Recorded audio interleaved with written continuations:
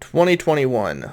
Did we think that MoviePass would make a comeback? I sure didn't. So MoviePass has been on the decline, and at this point is non-existent according to their official website since 2019. But by the end of 2017, going into the early months into summer of 2018, MoviePass was all the rage for film lovers. Until AMC A-List and a couple other things that were supposed to be competitors that didn't really work out, MoviePass was it. That's what you did. You paid $9.99 a month to see unlimited movies. Well, unlimited movies. Basically what happened is they added a lot of restrictions. You could only see a movie one time, meaning when Infinity War came out, you could only see that once. You couldn't go see that every single day. There was also a limit that you could only see one movie a day, but that never seemed to be a huge issue with a lot of people. Then a lot more changes came, which I'm not even sure the extent of them because I opted out before a lot of them happened, but you couldn't see any brand new movies. So when a movie was brand new in theaters, there wasn't even a guarantee you could see it. They picked out which movies you were allowed to see, and based on the day and the week, I think, it was very interesting. They tried a lot of different models because basically they realized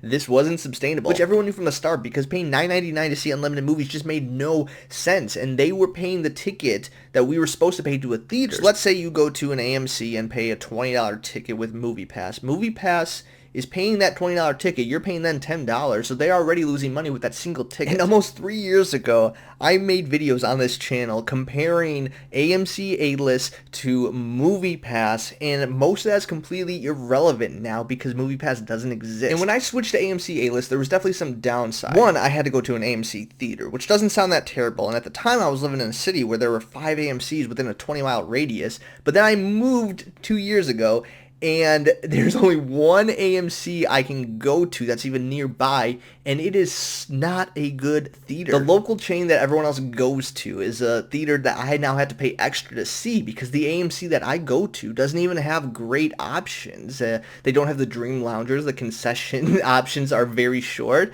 And this is all pre-COVID, by the way, because once COVID hit, then, obviously movie theaters didn't exist. But even before that, I was kind of bummed out that I had to stick with A-List in order to get a movie, subscription service. And so there was definitely gaps within AMC that MoviePass filled. But why am I saying all this? Why is any of this relevant? Well, a couple days ago, something has changed. If you go to MoviePass.venture, there's a countdown. What is that countdown for? We do not know. So currently, as recording this video, the countdown says 3 days and 23 hours. So I'm bad with math. I think that would put it Monday morning? What does that mean? I don't know. All it says is the movie is about to start. Could MoviePass possibly be making a comeback in 2021?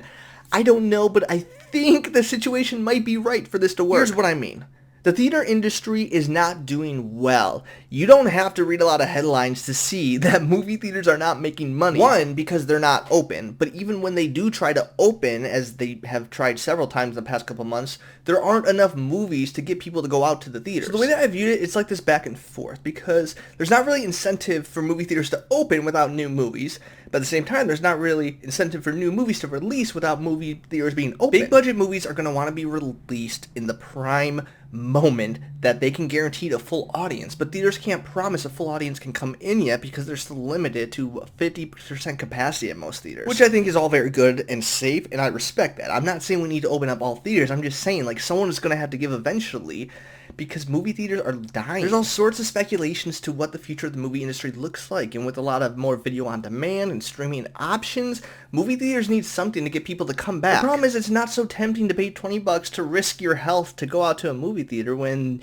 you can just stream it on HBO Max. I think this is where MoviePass can possibly come in, because that is a much more tempting offer to pay $10 to see unlimited movies in the theaters. The problem is this didn't work before, so why is it going to work now? And honestly, at this rate, I don't think it can work right now. I think there do need to be changes that happen.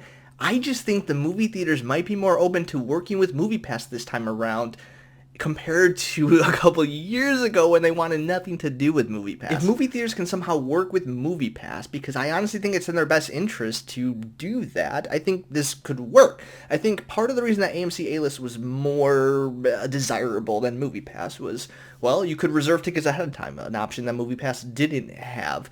A big issue with MoviePass is people would just use it to spend money on a ticket but not actually see the movie. They would just go purchase a ticket and then connect their AMC Stubs account to that, get the points, and not actually see the movie. And they would do this every single day. That was a huge issue. And AMC is like, we are losing money and people aren't actually watching the movie. So I think if they can work with MoviePass, they can probably do a lot more to avoid that happening. Like, what if MoviePass was integrated to all the mobile apps? Like, I go on my AMC app, and my MoviePass works with that. So they can actually keep track of what points are being used with what purchase. Because when you use AMC A-List and you see a movie, your points don't count towards that movie. They count towards your monthly subscription fee. So if that is then designated to the MoviePass subscription fee, you would avoid a lot of that shady stuff that was going on. Another reason why it works so well with AMC is because when AMC lets an A-List user use one of their subscriptions on a movie, they're not actually necessarily like losing money from that ticket because that's a seat they already have. They don't have to buy a ticket from themselves. Now, yes, they have to give a percentage to the movie distributor, but that percentage is smaller than the actual ticket. MoviePass lost every single penny from that movie ticket that they had to purchase from the theater. So if AMC works with MoviePass and doesn't charge them the full price of a ticket, then that could work as well. Now, this is nowhere near perfect system, and I have no idea how the percentages works and what funds have to go to what movie distributor and all those details. I don't know. I'm just a person who knows the consumer side of it and can clearly see how MoviePass could never work. But I think theaters are currently positioned that they're desperate. They need anything they can get. And maybe instead of making their own individual subscriptions, they can all work together and get behind MoviePass. I'm just saying, crazier things have happened in 2020 and 2021, so this wouldn't be as shocking as it might sound initially. And this is clearly all speculation because I don't know what this countdown means. It could mean nothing because if you go to the official MoviePass site, it's still saying like, nope, we are closed, we're shut down. So this video is probably going to be irrelevant by the time this countdown is done, but nevertheless, those are my thoughts. I cannot wait to see where this countdown leads. MoviePass, will you get it? Is it coming back? Let me know. Comment your thoughts down below.